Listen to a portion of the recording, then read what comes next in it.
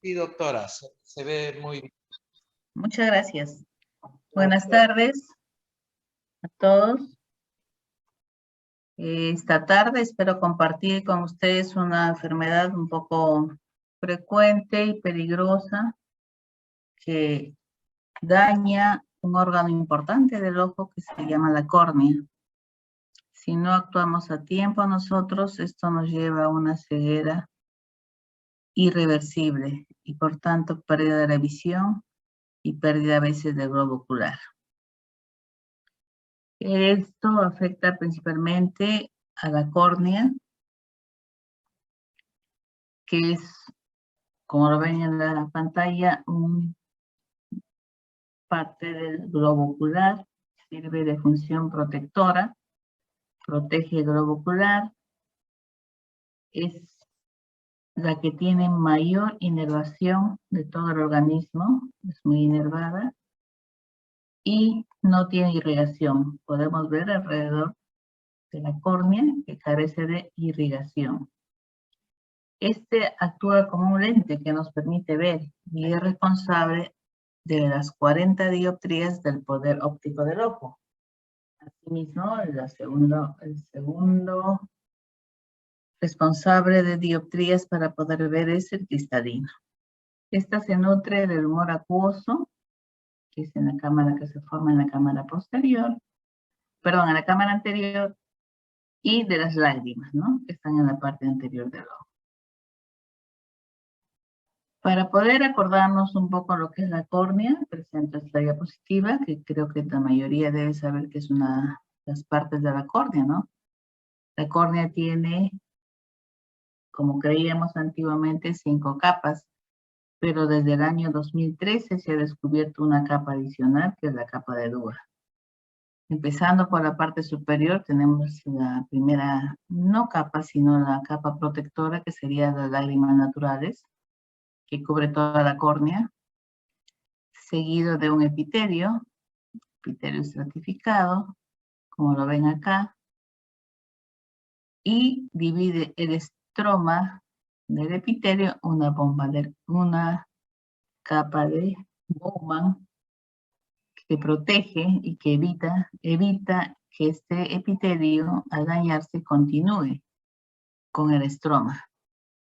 El estroma es una capa más gruesa de la córnea, compuesta, como verán, por capas de colágeno, tejido conjuntivo y agua. Esta es la zona que no debemos de dañar. Últimamente, a partir del año 2013, descubrieron una capa de Dewar, se llama Dewar por el que descubrió, que es una capa muy resistente e impermeable situada en la última fila de los queratocitos. Luego viene la membrana del Descemet, que también tiene función protectora. Es una membrana muy delgada y que evita la bomba de agua. Interiormente tenemos el endotelio, que es la capa más interna, y está compuesta de células que bombean el exceso de agua fuera de la córnea. Esta capa es muy importante para la cirugía de catarata, con la nueva técnica que tenemos en la actualidad y que ya deben de conocer, que es la facoemulsificación.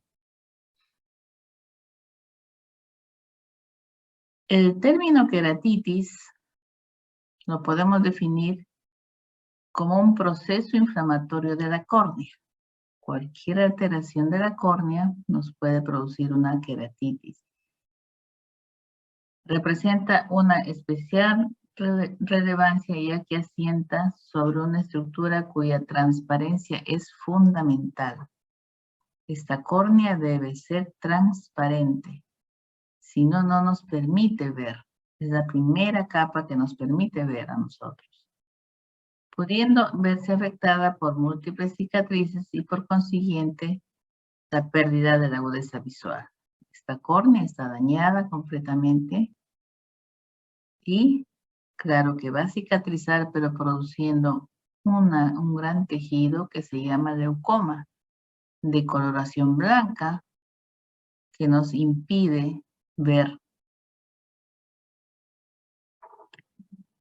La fisiopatología del daño corneal podemos tratar de entender como una alteración del mecanismo de defensa, como cualquier órgano, ¿no? El germen se adhiere al epitelio, a la membrana basal o al estroma, produciendo alteraciones en las citoquinas. Estas actúan extravasando los neutrófilos y también jala a los macrófagos, produciendo una inflamación estromal que produce un proteolíquido en el estroma y licuefacción del tejido produciendo necrosis. Por lo tanto, podemos tener una queratitis o llegar hasta una úlcera corneal. La lesión en profundidad.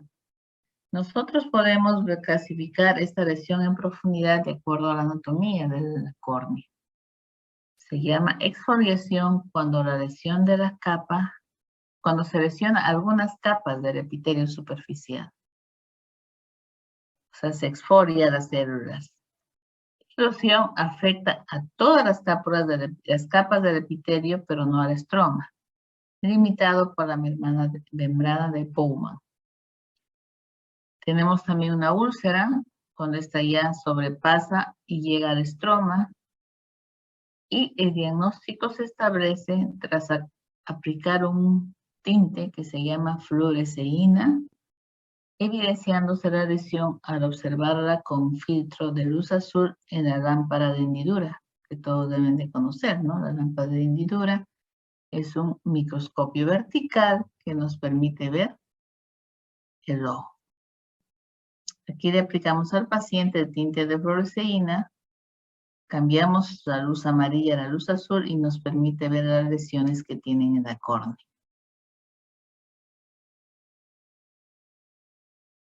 Existen muchos factores de riesgo para poder tener una queratitis.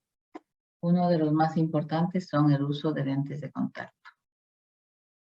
Muchos pacientes usan lentes de contacto, sobre todo lentes de contacto blando. Pacientes que tienen una metropía, tienen una miopía muy alta, entonces deciden utilizar lentes de contacto. Y los menos incómodos son los lentes de contacto blando. Lo negativo es que el paciente que debe sacarse todos los días los lentes de contacto y hacer una higiene prolija, no lo hace y se queda con el lente permanentemente. Esto produce, como ustedes saben, el lente de contacto absorbe líquido. Cuando a ustedes, si alguno tiene un lente de contacto, le dicen, use este líquido en la noche para que se hidrate y al día siguiente lo lava y se lo coloca. Pero mucha gente se queda con el lente. ¿Y qué produce esto? Consume las lágrimas naturales, como si estuviera en su reservorio. Al consumir las lágrimas naturales, el ojo se va secando y el ojo al secarse empieza a perder la función del epitelio y el epitelio empieza a dañarse. Entonces, este es un factor de riesgo muy importante.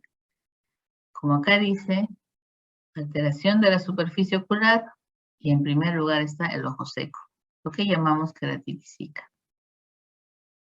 La blefaritis crónica también puede producir al condicionar un ojo seco y algunas alergias.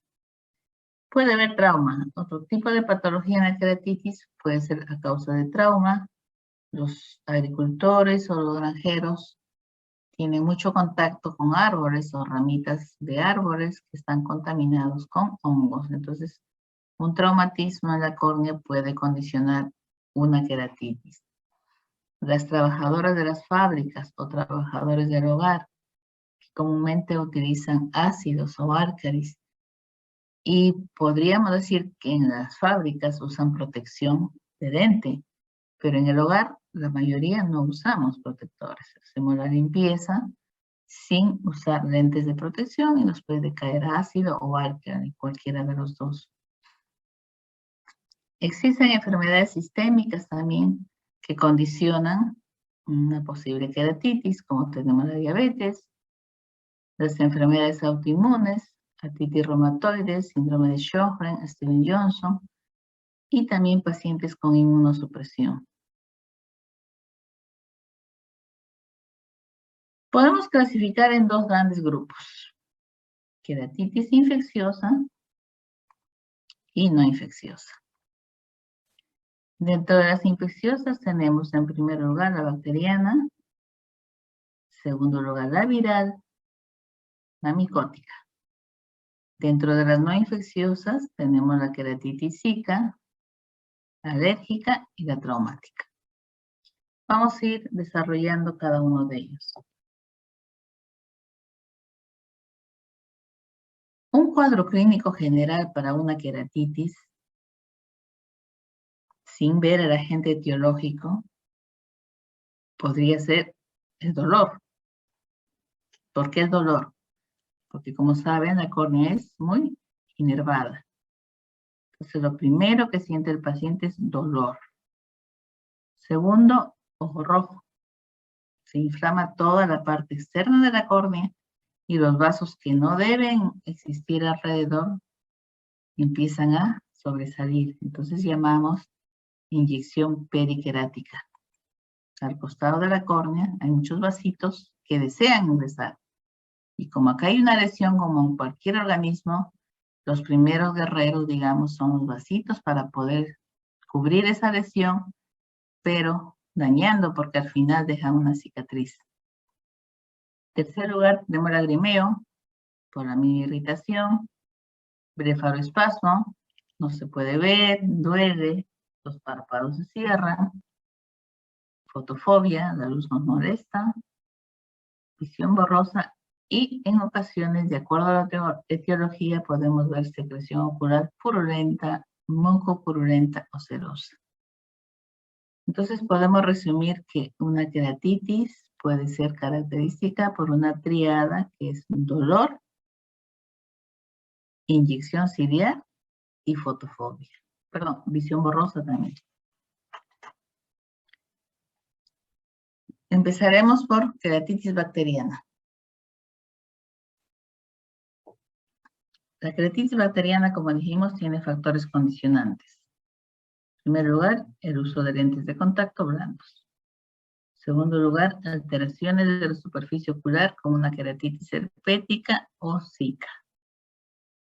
Dentro de los gérmenes causantes, en un 60% de los casos, está la pseudomonas aeruginosa, relacionada con el uso de lentes de contacto. Y como sabemos, esta pseudomonas tiene una secreción verdosa. También puede estar el Staphylococcus aureus. Esta produce una lesión focal definida y una secreción blanco-amarillenta. También tenemos el Streptococcus pyogenes y pneumoniae, que son muy poco frecuentes, pero si uno lo contamina, son muy agresivas. Síntomas, ya lo hemos dicho: dolor, lagrimeo, fotofobia y visión borrosa.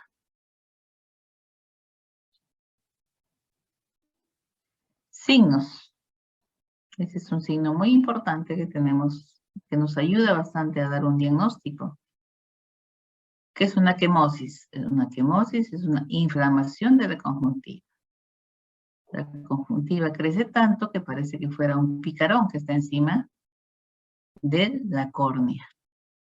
Tiene una inyección ciliar, que ven acá unos vasos profundos, ya por debajo de la conjuntiva, están tratando de solucionar el problema de la córnea.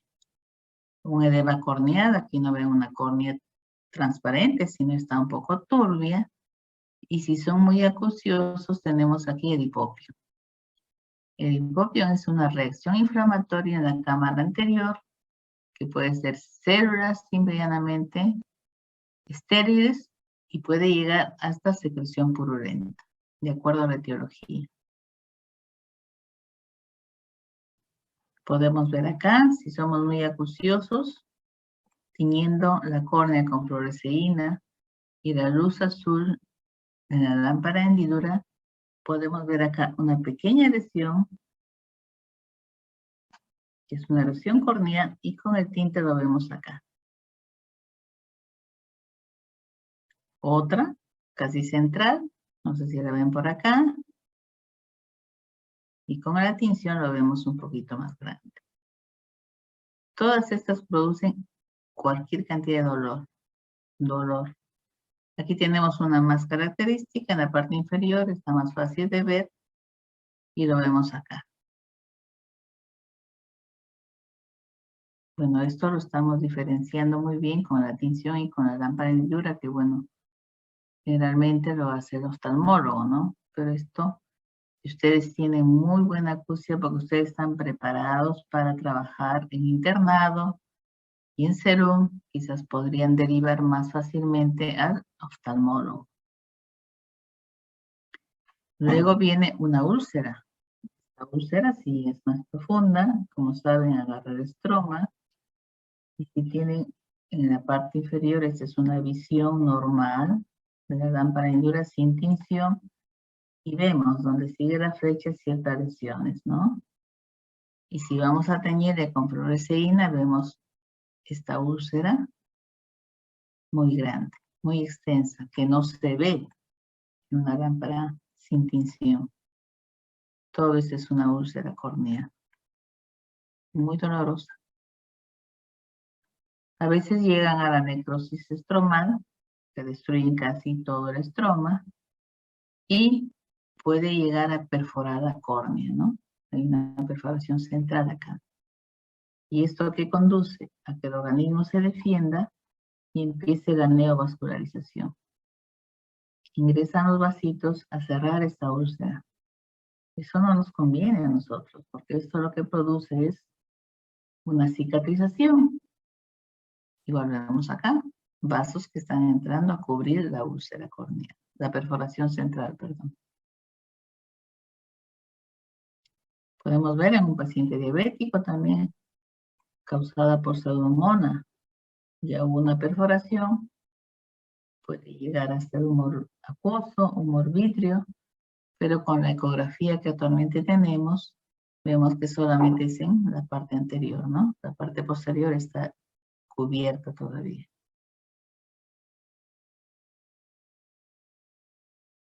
Diagnóstico y tratamiento. Para realizar un buen diagnóstico, en primer lugar, tenemos que tener una toma de muestra de la secreción. Realizar un cultivo y un antibiograma específico. Antibióticos específicos, iniciamos con moxifloxacino, tobramicina, hasta saber el resultado del cultivo. Y lo más importante que hemos visto son midriáticos, analgésicos y al final puede ser corticoide. Midriáticos porque nosotros necesitamos dilatar la pupila. En primer lugar, para bajar el dolor. Porque una pupila cerrada produce más dolor. Una pupila dilatada, menos dolor. Analgésicos para el dolor. Y al final, después de saber el agente etiológico y utilizar el antibiótico, para que no cicatrice o cicatrice mejor, utilizamos corticoides. Estoy hablando acá de todo tópico, no estoy hablando de tratamiento general, solo es tópico.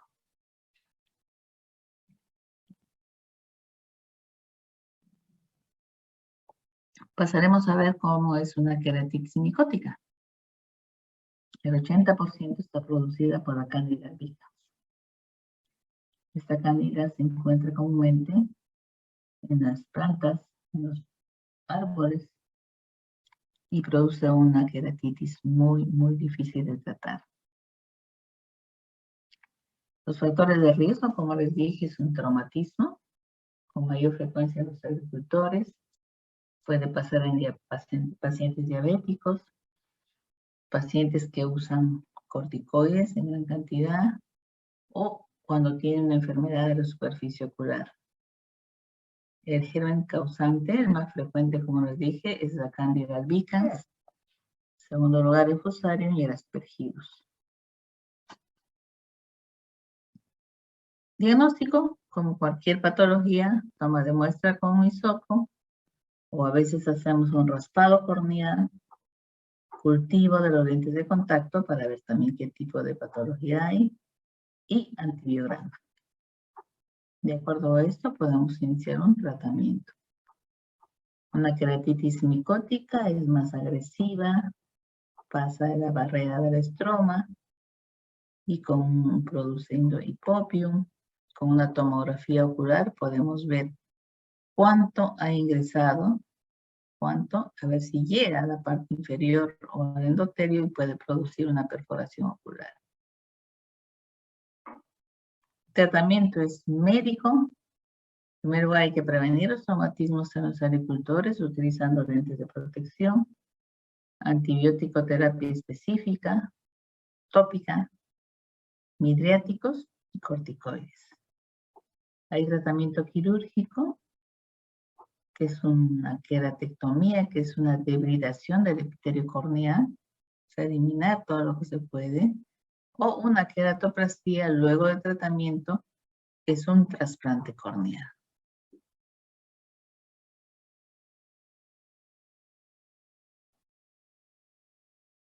Vemos otra patología que es una queratitis viral. Es una infección, como saben ustedes, causada por el virus herpes simple. Esta nos causa hasta un 60% de ceguera. Como saben, los síntomas son comunes para las patologías de la córnea, lagrimeo, fotofobia, ojo rojo y visión borrosa, ¿no? Es muy fácil esto. Hay lesiones entre los signos, tenemos lesiones patognomónicas, punteadas y dendríticas. Y el tratamiento es con aciclovir tópico y oral, antibiótico terapia tópica profiláctica, midriáticos, corticoterapia y tratamiento quirúrgico como la debridación. Dentro de las lesiones patognomónicas de una úlcera herpética, en realidad son muy bonitas estas úlceras para nosotros como enseñanza. Tenemos al teñir con la fluoresceína, que es un tinte, o con rosa de bengala que vemos acá, vemos unas úlceras en forma de estrellas. Y esta es una úlcera dendrítica, son como ramitas de árboles de Navidad que vemos acá. Esta es la más patognomónica. Aquí podemos ver lesiones marginales, que llamamos úlcera marginal. Ya esta es una úlcera geográfica. Esto nos conduce siempre a una alteración persistente del epitelio. No sé si aquí ven ustedes una lesión media blanquecina, que nosotros le llamamos, cuando cicatriza, lesiones leucoma. Un leucoma que para mala suerte está al centro del ojo, cerca de la pupila, y esto nos impide ver, ¿no? Entonces esto nos deja paciente con baja visión y hasta ceguera. Son unas úlceras de verdad muy bonitas para explicar, pero muy cicatrizantes y nos dejan el leucoma. Aquí vemos un mapeo de una queratitis herpética. Ustedes ven acá con la tinción, donde sigue la flecha, está la forma de la úlcera en la parte superior. Igual por acá con las flechas amarillas y blancas, y mapeando, vemos acá, ¿no? Donde están las flechas rojas, este es el mapeo, como son racimos, se van extendiendo, y esta es una úlcera central.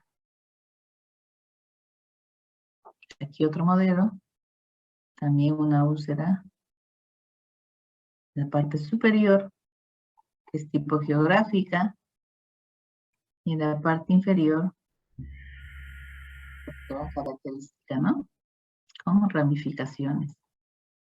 Y miren los vasitos, como los vasitos que no deben entrar a la córnea, están entrando para cubrir esta úlcera. Definitivamente es una defensa.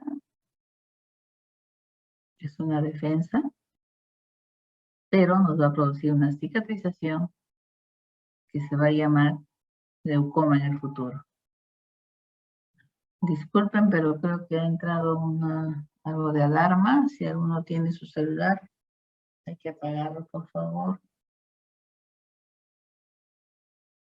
Entonces tenemos acá dos tipos de lesiones en la córnea.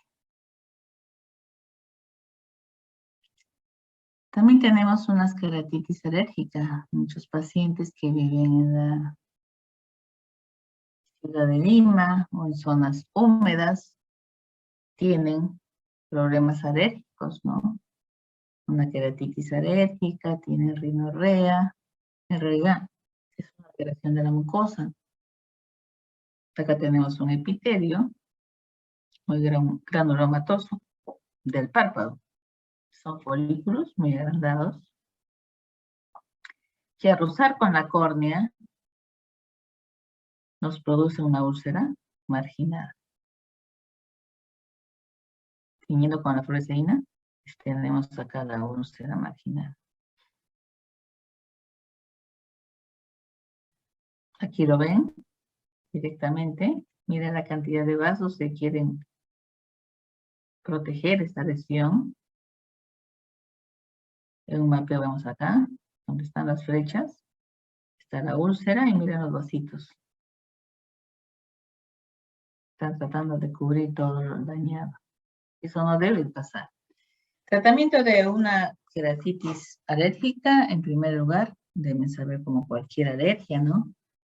Medidas higiénico, evitar alergeno, recambio de lentes de contacto, mejor si son desechables. Actualmente el lente de contacto, quiera Dios que ya vayan desapareciendo con la nueva técnica de cirugía láser para las alteraciones oculares como miopía, hipermetropía y astigmatismo.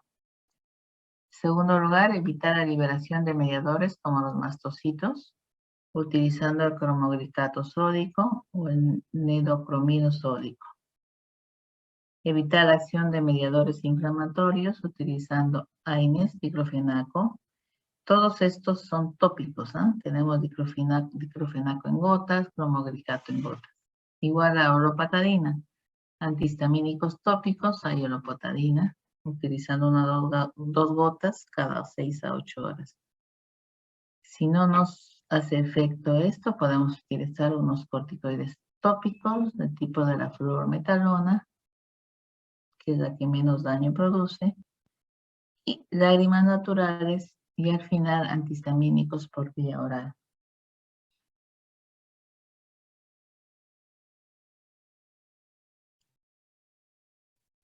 Pasamos a una patología que es muy frecuente y cada vez se va viendo más en la actualidad, a la queratitis zika. Antiguamente esto era visto en pacientes mayores de 45 años a más, porque por muchos factores patológicos, la edad, el ojito se iba perdiendo la facultad de producir lágrimas, o como ustedes saben, hay 3 tipos de lágrimas, ¿no? Entonces la lágrima se va evaporando, hay capa acuosa, capa lipídica, entonces no se veía muy frecuentemente. Pero con la venida de la tecnología moderna, con los años de pandemia que hemos estado utilizando todos, ustedes, los profesores, el personal, empleados que trabajan en muchos lugares haciendo un trabajo remoto, están utilizando sus computadoras, laptops, tablets, celulares. Entonces, este trabajo nos concentra tanto en estos equipos que en realidad no nos damos cuenta del tiempo de parpadeo que tenemos. Yo puedo estar haciendo mi trabajo o mi disposición y estoy tan concentrada que no parpadeo. Me imagino que a ustedes les pasa lo mismo. Debemos de parpadear cada 2 segundos para proteger la córnea y para estimular la secreción de lágrimas de la glándula lagrimal. Entonces, esto ustedes deben tenerlo muy importante porque ahorita estamos tratando a niños de 6, 8 años con lágrimas naturales porque tienen síntomas de ojo seco. La edad productiva también, ustedes de 20 a 40 años también deben usar sus lágrimas como protección. Y ni qué decir de los mayores de 60, ¿no? Eso sí deberían ser obligatorio. ¿Qué nos causa esta queratitis zika? Tenemos síntomas como sensación de cuerpo extraño, resequedad ocular, dificultad para abrir los párpados en la mañana, ojo rojo, molestias, a veces hay disminución de la agudeza visual, el ojo está muy irritado, a veces no queremos seguir trabajando, ¿no? Tenemos acá, ¿qué nos causa la queratitis? Unas erosiones punteadas en la córnea, no sé si lo tratan de ver acá, porque no tiene lágrimas, y con la tinción de la superficie ocular con fluoresceína vemos esto. Este es un ojo seco característico, no hay una lágrima que elimine la tensión, y por lo tanto la córnea está irritada. ¿Qué tenemos que utilizar acá? De lágrimas naturales. Otra tinción con rosa de bengala que nos permite ver filamentos mucosos. También se seca la conjuntiva, no solo la córnea. Ustedes saben que las lágrimas protege córnea y conjuntiva. Igual acá vemos que no elimina la tinción con rosa de bengala. Hay filamentos y lesiones puntadas. ¿Qué tenemos que hacer? En primer lugar, diagnosticar, ¿no? Si es una queratitis leve o moderada, entonces podemos dar lágrimas artificiales con o sin preservante. Estas existen en gotas y en gel. En el mercado hay cualquier cantidad. Cuando la lesión es severa, tenemos que tratar ocluyendo los puntos lagrimales. Como ustedes saben por anatomía, tenemos la glándula lagrimal y puntos lagrimales superiores e inferiores que van al saco lagrimal y se drena en el meato nasal. Entonces, para evitar la pérdida de esa lágrima, ocluimos los puntos lagrimales. Hay un nuevo tratamiento que es la ciclosporina, La ciclosporina que estimula la producción de lágrimas. Y al final una cirugía, ¿no?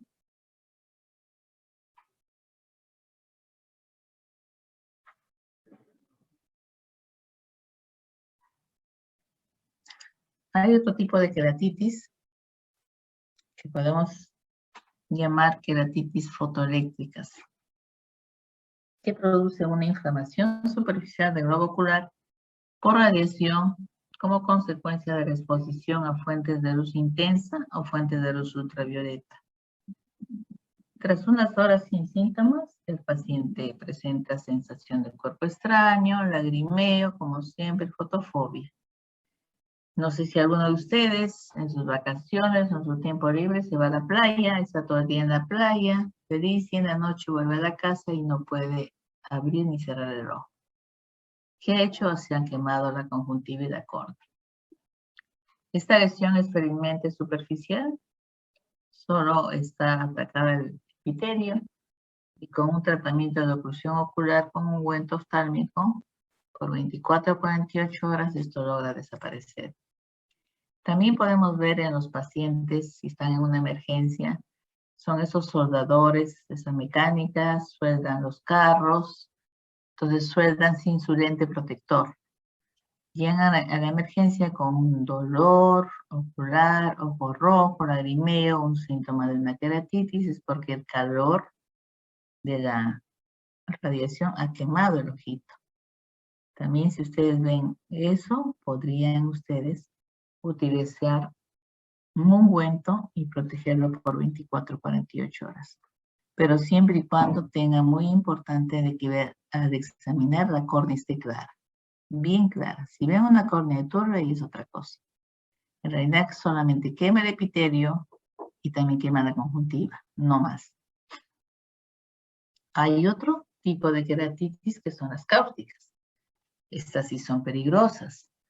Estas quemaduras químicas constituyen una emergencia oftalmológica, ya que pueden dañar permanentemente la función visual. La mayoría de estas lesiones son químicas o termoquímicas que ocurren principalmente en el hogar, en el trabajo o accidentalmente. Hay dos tipos, son ácidos y álcalis. Los ácidos no penetran al ojo, tienden a producir solo una lesión superficial. pero los álcalis llegan a saponificar los líquidos y penetrar en el ojo, produciendo lesiones muy destructivas, tanto en los vasos como en las estructuras más profundas. Son dos tipos muy importantes, pero dos lesiones muy diferentes. Acá tenemos una quemadura por ácidos, una quemadura superficial que produce una úlcera muy gigante, que vemos acá con otra tinción, azul, normal, mapeo, tinción. Y miren, al final va cicatrizando, dejando una córnea transparente y la parte visual un poco menos turbia. A diferencia con las quemaduras por álcalis. Aquí hay una destrucción total de la córnea, de la conjuntiva que lleva hasta la esclera. Destruye toda la conjuntiva vulvar, la palpebral, y esto sí destruye la córnea. Vemos acá lesión, hasta una perforación. Lo que vemos acá es parte del iris. Esta esclera se ha retraído por la quemadura. No sé si logran ver acá, parte del iris, párpado destruido. En realidad los álcalis destruyen el ojo. El tratamiento que debemos hacer si tenemos una emergencia, debemos instilar unas gotas de anestésico tópico, que no sé si tendrán donde vayan a ustedes al serum o emergencia, y sirocaína. Bueno, igual la sirocaína que utilizan para suturar, pueden echar 1 o 2 gotitas, porque no creo que tengan anestésico especializado en ojos. Seguido de una irrigación copiosa con suero fisiológico, si tienen, o BSS. Si no tienen, agua estéril o simplemente agua. Lo importante es eliminar esas sustancias ácidas o álcalis. Luego evalúan el ojo, haciendo especial hincapié en 2 marcadores de severidad: la abrasión del ojo y la inyección vascular. Como ven, acá hay inyección vascular, el ojito, la córnea está transparente, pero en la parte inferior no ven vasos. Está todo saponificado, ¿no? Entonces, de acuerdo a esa valoración, tiene que al final ocluir el ojito y remitir al oftalmólogo. Por favor, no utilizar gotas, cremas, nada, porque como ven acá, si está perforado esto, la gota o la crema, que es un ungüento grasoso, puede penetrar al interior del ojo y hacer mucho más daño. Entonces, solamente ocluir el ojo y remitir al oftalmólogo. Al final, una quemadura por álcali termina así, ¿no? Creando un gran leucoma, una hipervascularización, y el ojito termina así. Una tisis bulbi llamamos, que el ojo ya está destrozado y se va empequeñeciendo.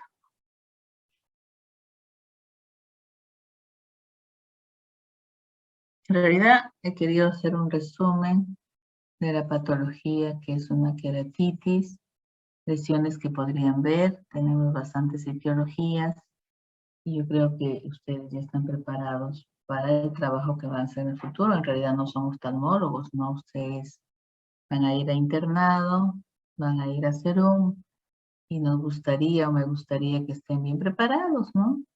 Y que no duden del diagnóstico.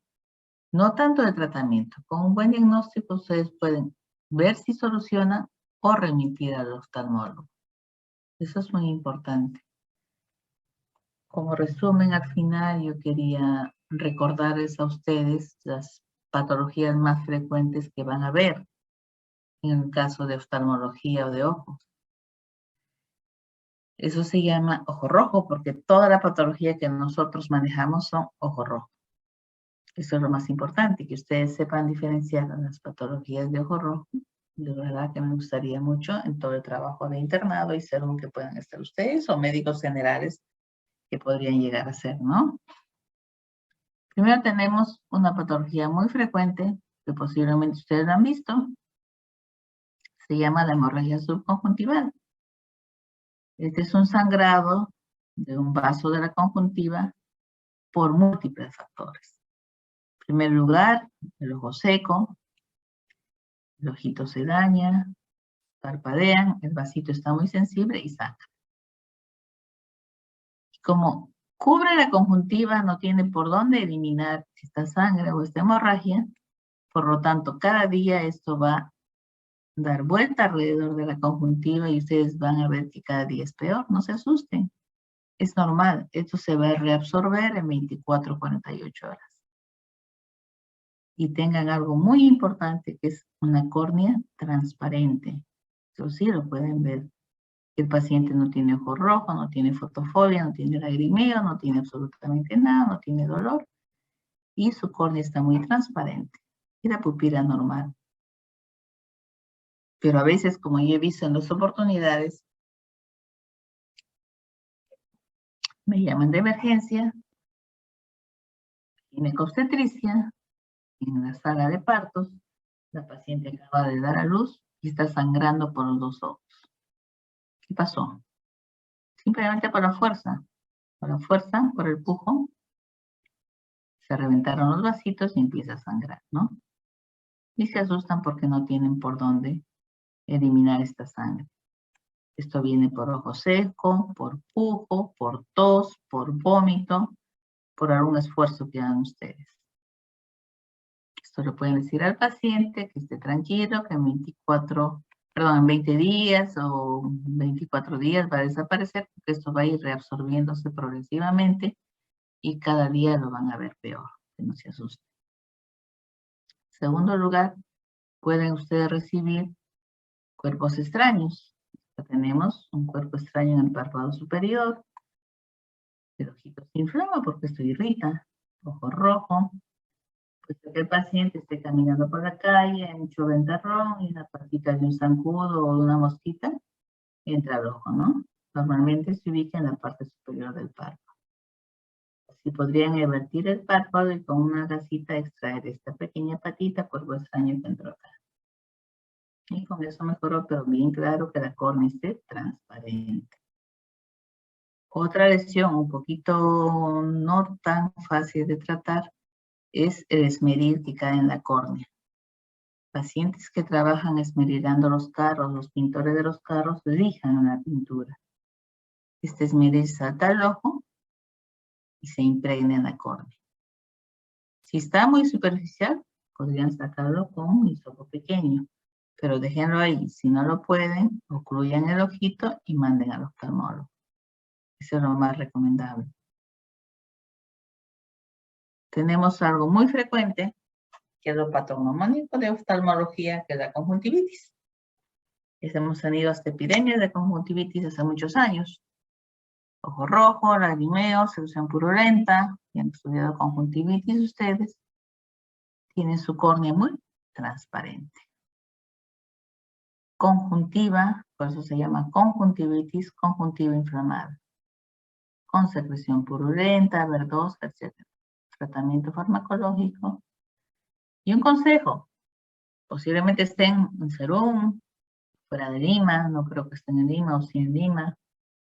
Medicamentos no tenemos, provincias, no hay medicamentos como nosotros en Lima, pero sí hay gentamicina en gotas. Por favor no lo usen, la gentamicina es muy tóxica para la córnea. Traten de buscar ciprofloxacina en gotas o inclusive framicetina, que es el Framicor, que sí debe haber por fuera de Lima. Esta conjuntiva va a mejorar, pero la córnea no se va a dañar. Es algo que ustedes pueden diagnosticar. Y les recomiendo ese tratamiento porque no necesitan oftalmólogos, algo que ya no puedan mejorar, ¿no? O puedan manejar. Y la queratitis, lo que hemos hablado. Ojo rojo, hiperemia conjuntival, dolor, lagrimeo, fotofobia, hipopium y todo lo demás. Miren esta pupila alterada por el dolor, ¿no? Una pupila que no se cierra bien y está semiparalítica. Referirlo al oftalmólogo. Glaucoma agudo es otra emergencia, que van a ver un ojo rojo, una córnea turbia, abombada, la presión del ojo ya han aprendido, pueden hacerlo digital si no tienen un tonómetro por donde ustedes trabajan, y van a sentir un ojo muy duro, mucho dolor. Puede la paciente llegar a una emergencia vomitando. A veces uno se equivoca con otras patologías de emergencia, de cirugía, pero en realidad es un dolor de glaucoma agudo. Las patologías que causan más dolor en el ojo son la queratitis y el glaucoma agudo. Por último, no es ojo rojo, no es ojo blanquito, pero es otra lesión patognomónica de oftalmología, la catarata. La catarata, que es una opacificación del cristalino, no lo vemos en Lima, ya no debemos ver en provincias, porque hace años que se inició una campaña de despistaje de catarata y cirugía de catarata a nivel nacional. Supongo que ya no debe, pero en zonas muy alejadas donde la gente no llegó a ese tipo de campañas pueden encontrar catarata. Y si hacen ustedes prevención, podrían enviar a los pacientes a que los operen de catarata. En realidad, esto ha sido una de las patologías que quise alcanzar a ustedes para que, bueno, no van a ser oftalmólogos, pero sí tengan la idea y sean unos excelentes profesionales de la universidad y que puedan actuar en cualquier patología que encuentren en su vida profesional. Diario se lee, diario se estudia, no crean que con tener el título ya termine de estudiar, no. Cada día sale algo nuevo en medicina. Y espero que les vaya muy bien, que hayan entendido la clase y ojalá sean como el grupo que me tocó, excelentes chicos. Sigan adelante, cualquier pregunta, estoy a su disposición.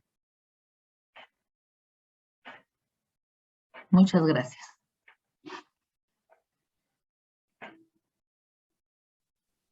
Muchas gracias, doctora.